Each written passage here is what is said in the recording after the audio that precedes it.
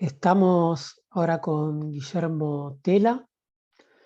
Él es arquitecto, doctor en urbanismo y docente e investigador del Instituto Superior de Urbanismo de la UBA, con sede en la Facultad de Arquitectura, Diseño y Urbanismo.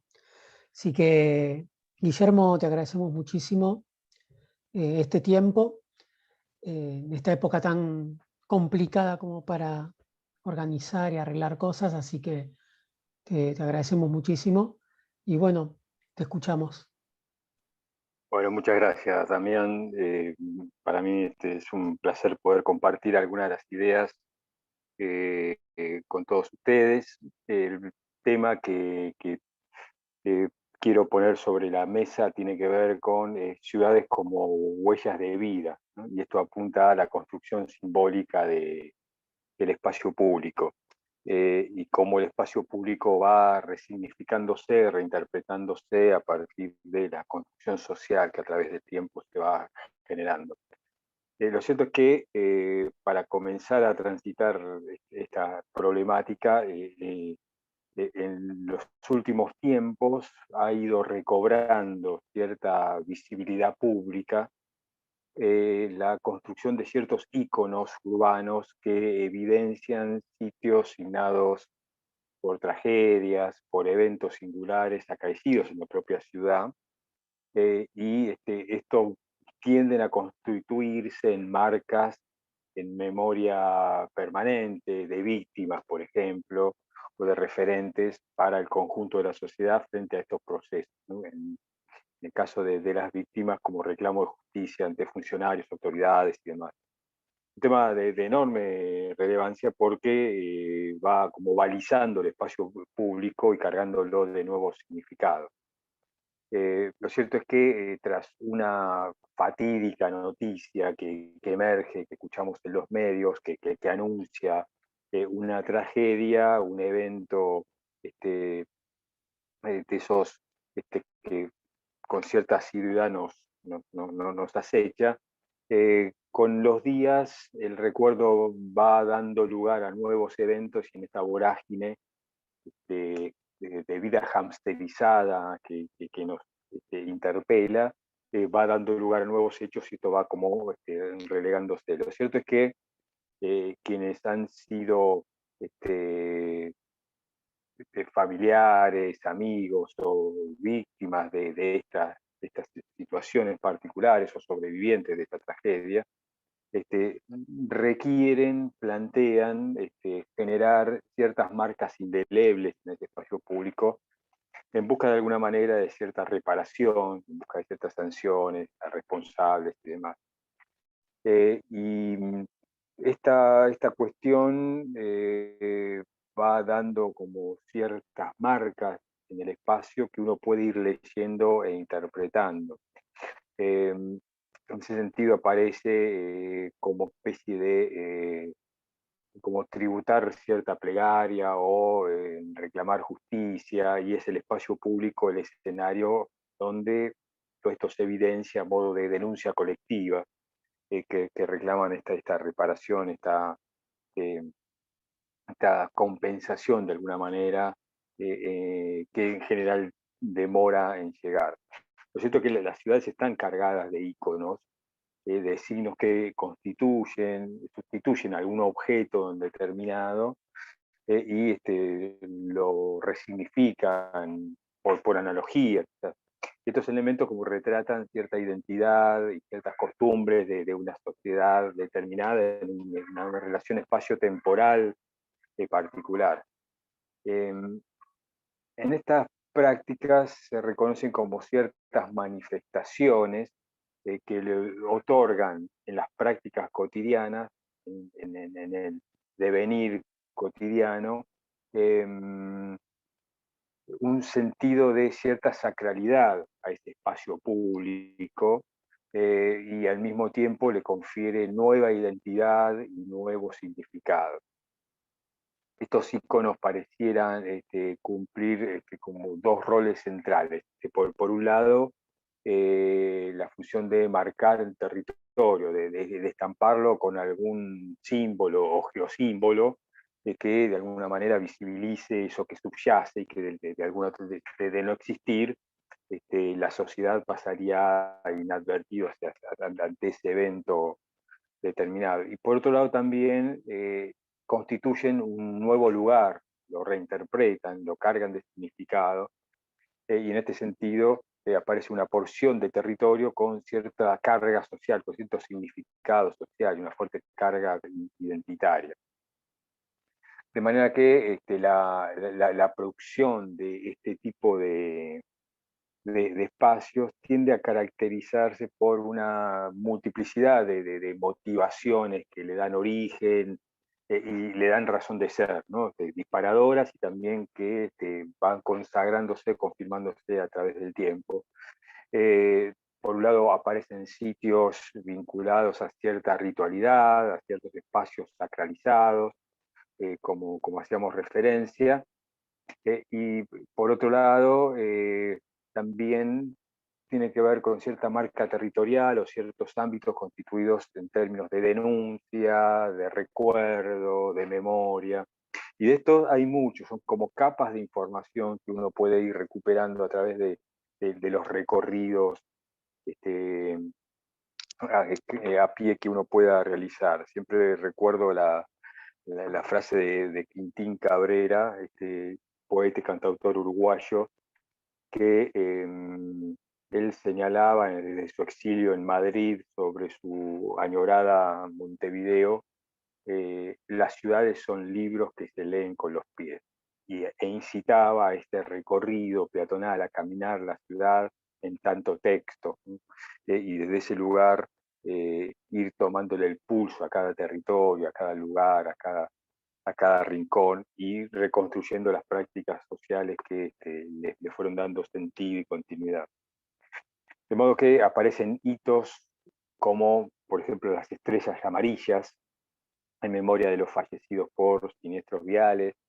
Aparecen las ermitas en veredas que conmemoran ciertos caídos por el delito, por ejemplo, o aparecen altares en tributo a alguna gestualidad urbana, por llamarlo de alguna manera, que revela como cierta conciencia sobre la dimensión política del espacio público, ¿no? Entonces aparecen como distintas manifestaciones de esa sacralidad del espacio público puesta en evidencia.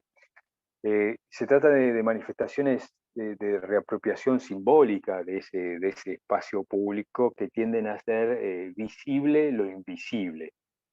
Generan como hitos, globalizan el territorio, de modo a darle cierta expresión de reinterpretación de esos procesos.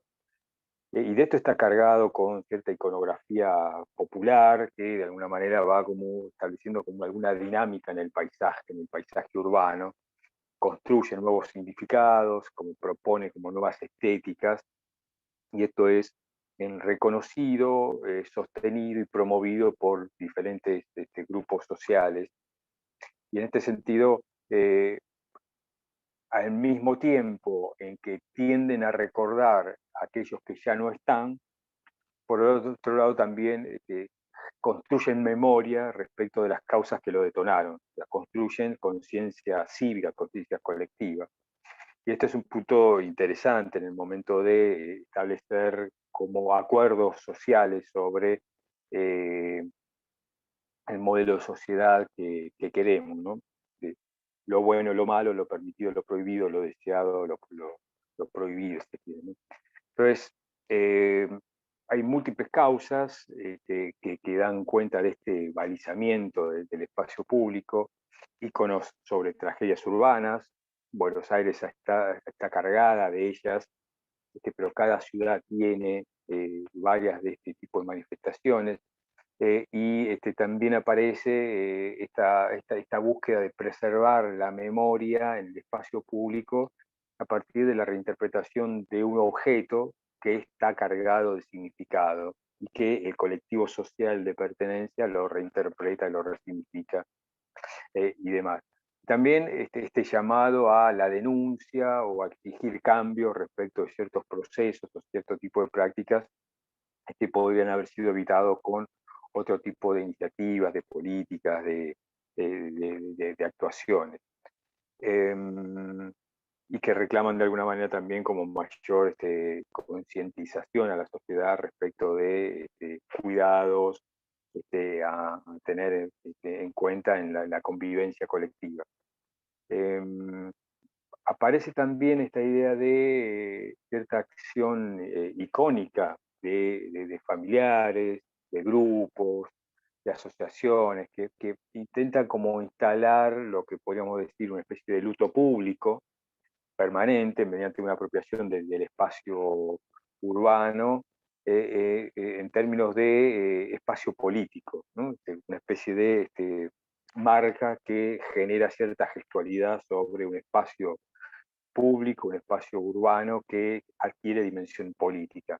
Y estos iconos pueden transformar la percepción de los ciudadanos que estos tienen de sí mismos, en la medida que van como simbolizando la presencia de los ausentes, ¿no? De aquellos que ya no están, pero con capacidad de actuar políticamente a partir de esos sucesos, de esos eventos. Esta circunstancia me parece que es interesante como dinámica colectiva y que incita a cierta revisión constante sobre los procesos y los acuerdos que en la sociedad se establecen.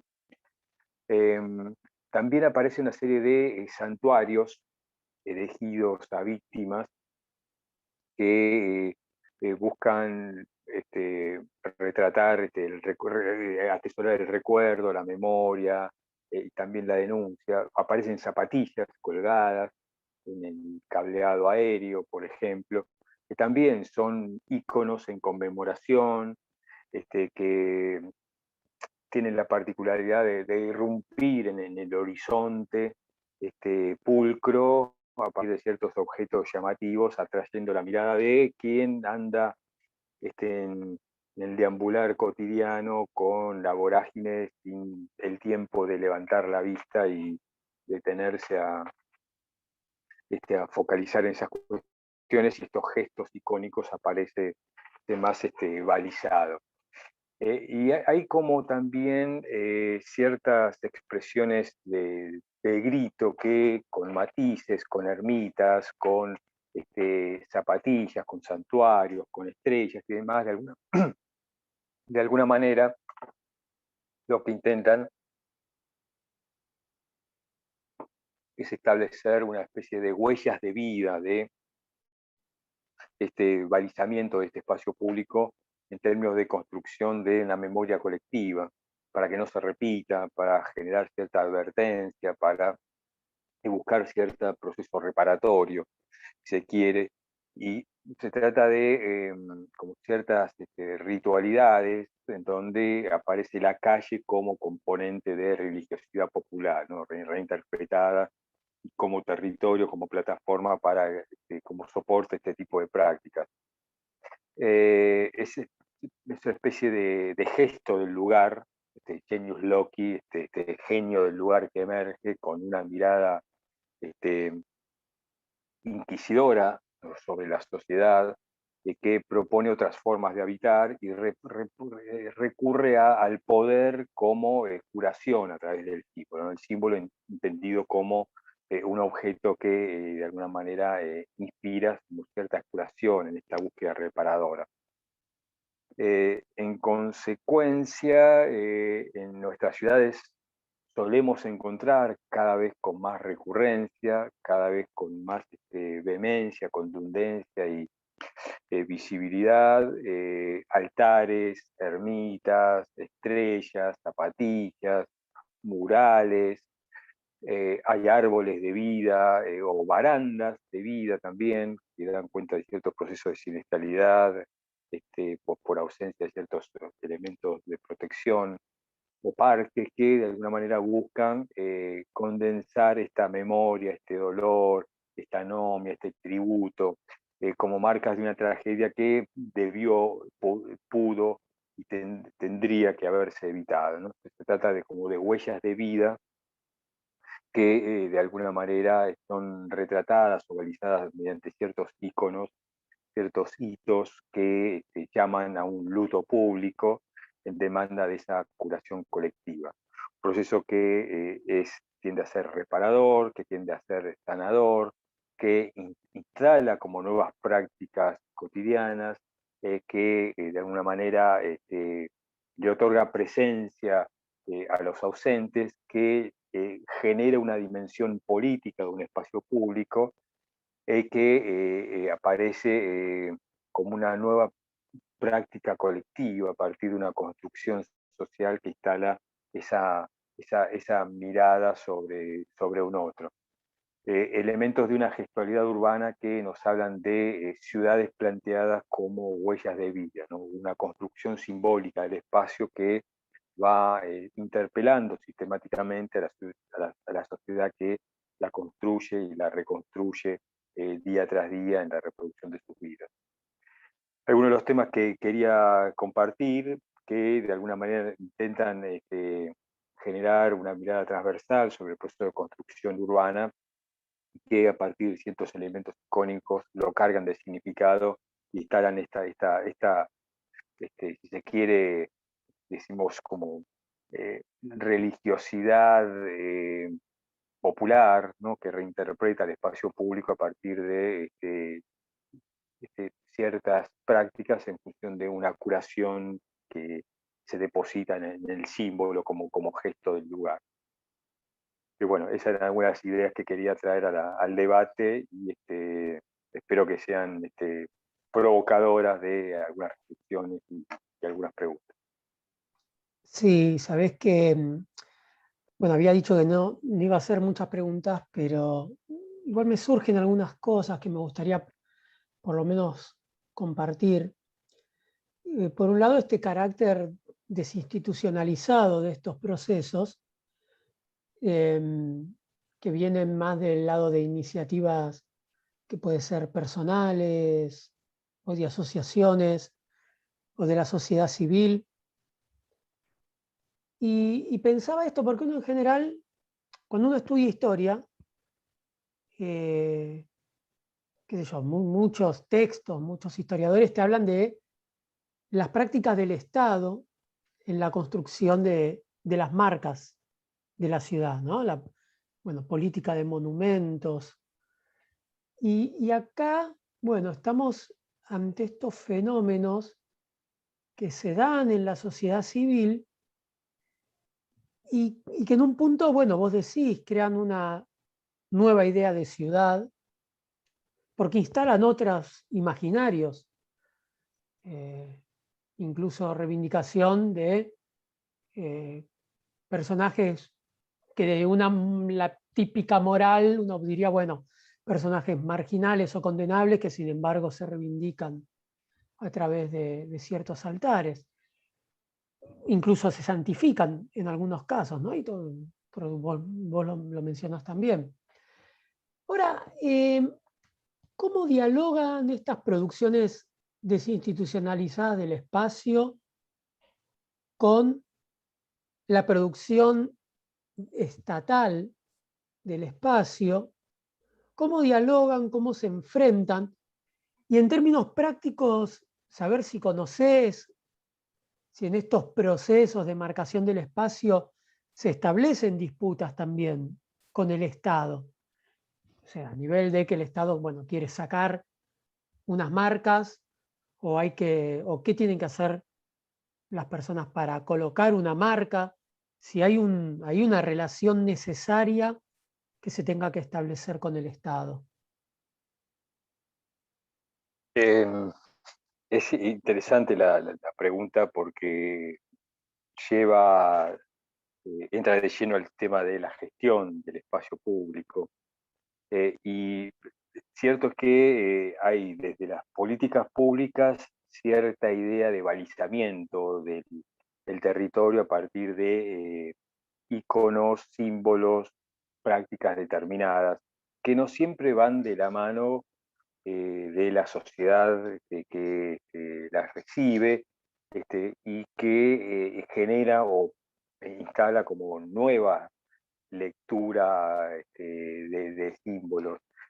Entonces hay como dos dimensiones. Por un lado, una lógica descendente de las políticas públicas, macroestructurales, estableciendo modelos, imaginarios, significados, y por otro lado, una lógica más ascendente desde las prácticas cotidianas que van instalando procesos, eventos y sucesos, y en ese ejercicio cívico, en esa presión social, en muchos casos las políticas van asimilando, incorporando cierto tipo de prácticas y dándole sí, alguna legitimidad, algún tipo de legitimidad.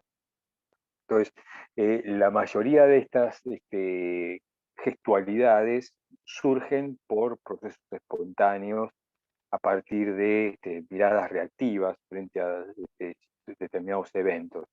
Son los propios grupos de vecinos, de víctimas, de familiares, de sobrevivientes, quienes intentan construir un territorio de manera temporal, ¿no? Como detener el tiempo en ese evento que se interpuso para recuperar esa memoria.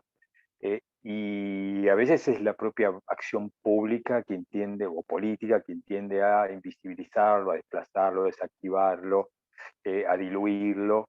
Y en otros casos, porque está la presión o porque se suben a ese reclamo, tiende a generar como ciertos puentes para consagrar ahí ese espacio ritualizado, esa gestualidad del lugar. Y hay varios ejemplos, ¿no? El que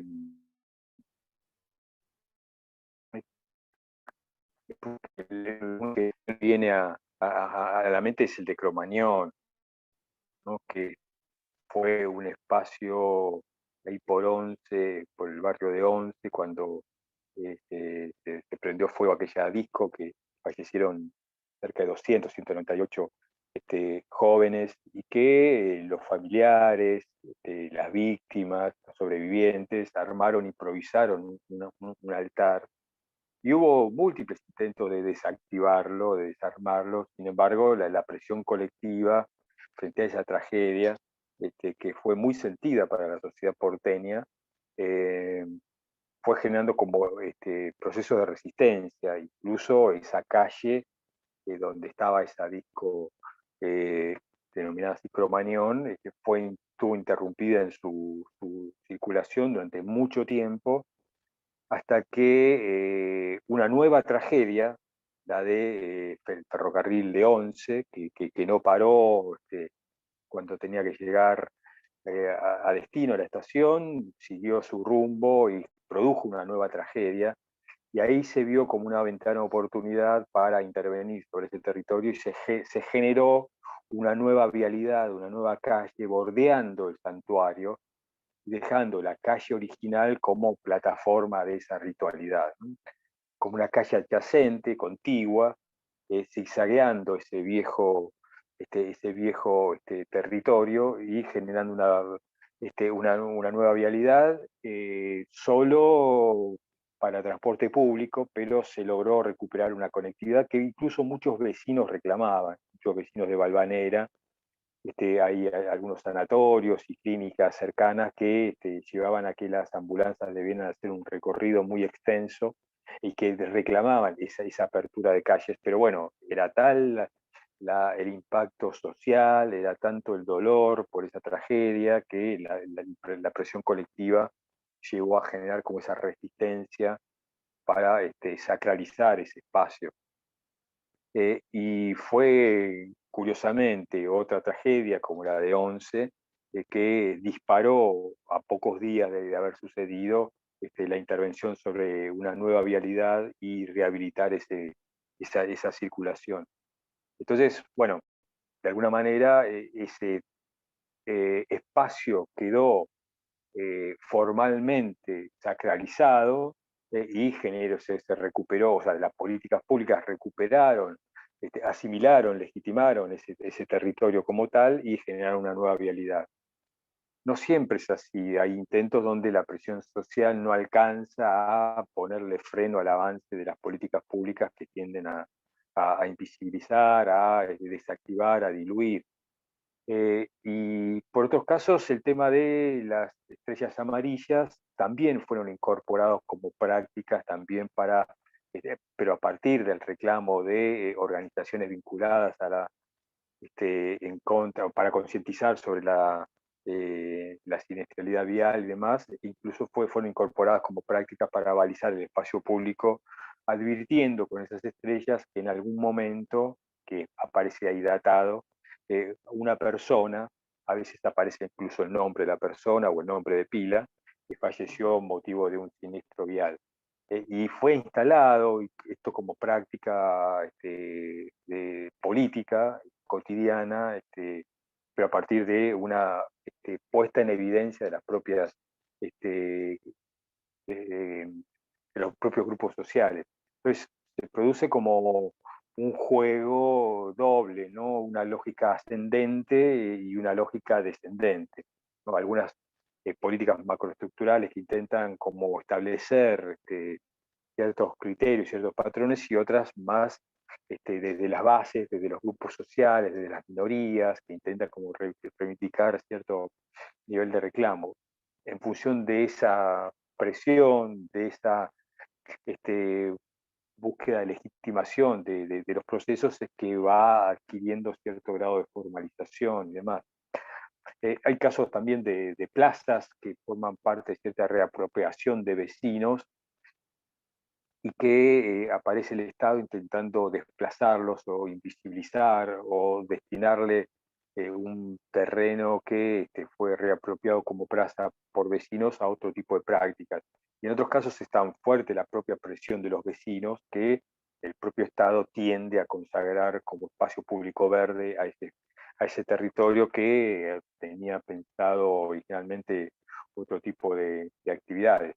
Bueno, y me parece que en esto tiene que ver un juego de un espacio público más democrático, de construcción colectiva. No hay quienes se arroguen la potestad sobre decidir cómo intervenir el espacio público, sino forma parte de una construcción de consenso, de ciertos acuerdos, donde hay roles quienes están encargados de ejecutar, de coordinar, de llevar adelante, pero también hay un colectivo que demanda cierto tipo de respuestas y tiene una visión de futuro, un imaginario determinado que pone en evidencia en su nivel de reclamo. Es interesante el juego, no hay respuestas taxativas, hay múltiples entradas, pero prefiero subrayar con esta lógica ascendente que presiona sobre planteos de tipo de urbanismo descendente, ¿no? Y además, bueno, este último año, ¿no? Me quedé pensando lo que decía de los espacios verdes, donde esos espacios verdes adquirieron usos que no tenían. Digo, por la pandemia, donde aparte se le dice a la gente, anda a los espacios abiertos, eh, no estés en el espacio cerrado, quédate en el espacio abierto, hace gimnasia ahí, hace tu clase de lo que hagas, que hacías antes en un lugar cerrado, anda a hacerlo en un espacio abierto, que son esos espacios que hubo que luchar muchas veces para mantener, ¿no? Y ahora, bueno, el mismo Estado te está diciendo que los uses. Sí, Pensaba. no, sí, y me sumo a eso, es una de esas contradicciones este, muy difíciles de procesar, porque digo, durante décadas nos hemos pasado reclamando que el espacio público sea inclusivo, sea integrador, soporte de prácticas, que el transporte público sea quien tenga hegemonía por sobre el transporte privado, y la pandemia vino como a patear muchos de esos tableros. E incluso la calle, que siempre fue ese lugar de encuentro, de socialización, pareciera estar colectivamente aceptado que debe esperar, ¿no? La calle hoy está negada, hoy en tiempo de pandemia no es el espacio de encuentro, la socialización, del fortalecimiento de las relaciones de vecindad, sino por el contrario, es el lugar del miedo, de la difusión, de la contaminación, del temor y demás. Entonces, la calle puede esperar, que pareciera ser el grito que de las políticas públicas bajan como respuesta sanitaria a mano, ¿no? y es una cuestión que en lo personal me enoja mucho, y que reclamo que la calle tenga capacidad para soportar procesos pandémicos como los que estamos transitando, ¿no?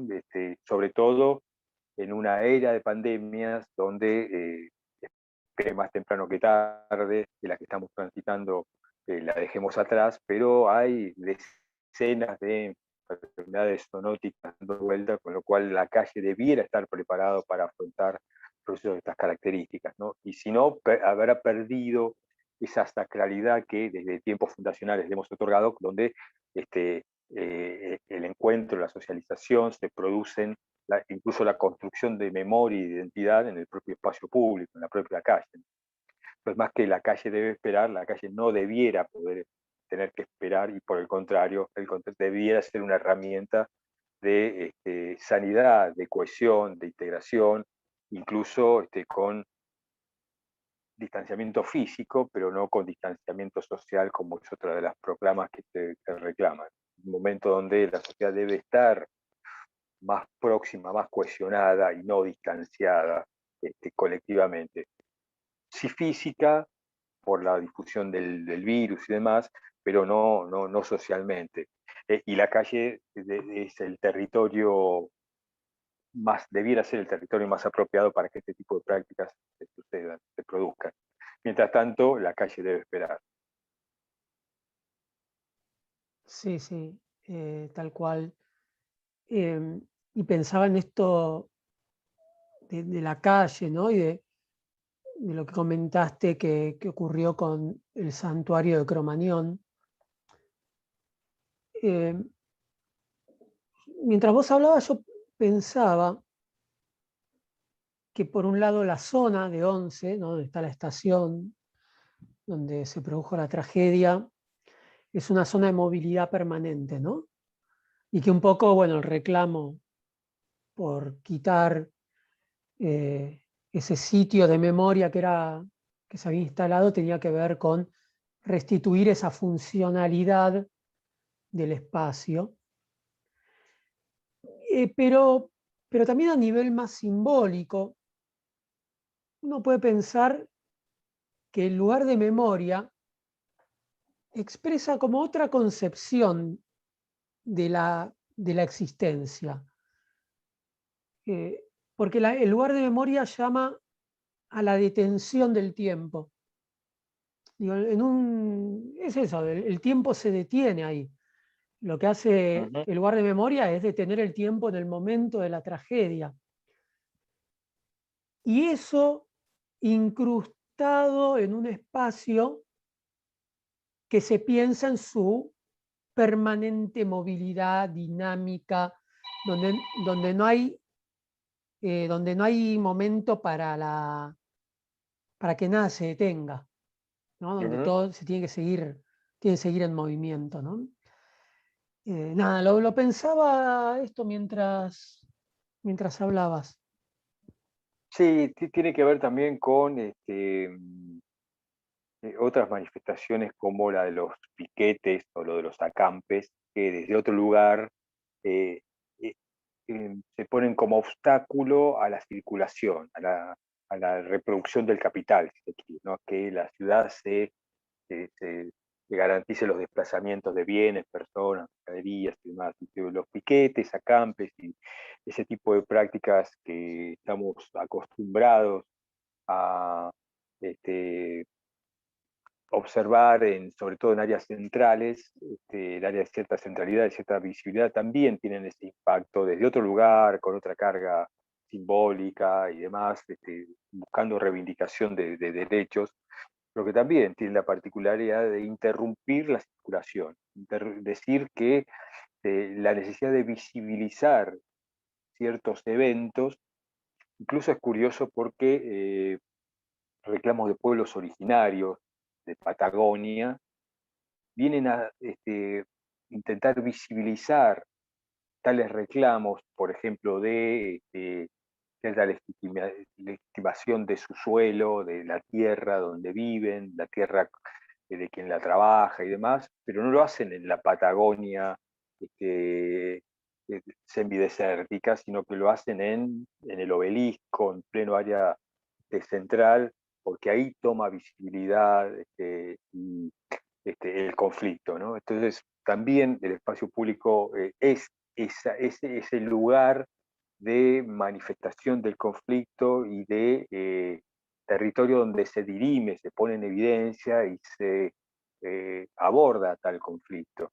Entonces, distintas maneras de abordar. Por supuesto, Cromañón tiene una carga simbólica y un dolor latente que no se compara con cualquier tipo de reclamo, incluso de suelo, de salario, lo que fuese, pero más allá de eso, tienen en común esa interrupción de la ciudad en su movilidad, ¿no? Y sobre todo en situaciones neurálgicas. Bueno, lo era en el caso de Once, una estación terminal ferroviaria con un área multimodal, con una confluencia de transporte público impresionante, pero también lo es el Obelisco o la Avenida de Mayo u otros territorios similares que son objeto de permanentes piquetes, acampes, o expresiones similares que intentan visibilizar el conflicto. Aparecen los medios, la gente toma conciencia y sobreiluminan un tema que de otra manera parecería eclipsado por la vorágine cotidiana, por esta hamsterización de la vida en la que estamos sumergidos. Bien. Bueno, Guillermo, la verdad que te agradezco muchísimo. Nada, súper interesante lo que planteás. Y bueno, nos estaremos viendo entonces en el encuentro ahí ya con los otros expositores y con el público. Creo que va a dar para muchos temas esto que expusiste hoy. Así que bueno, Bueno, gracias. es eso. Gracias, Te agradezco mucho muchísimo. te agradezco el espacio. Es simplemente abrir el juego para debate, para preguntas y para interrogarnos sobre qué tipo de espacio público hemos construido y cuál desearíamos poder construir. Bueno, muchas gracias, Guillermo. Bueno, a vos, Gabriel. Muchas gracias.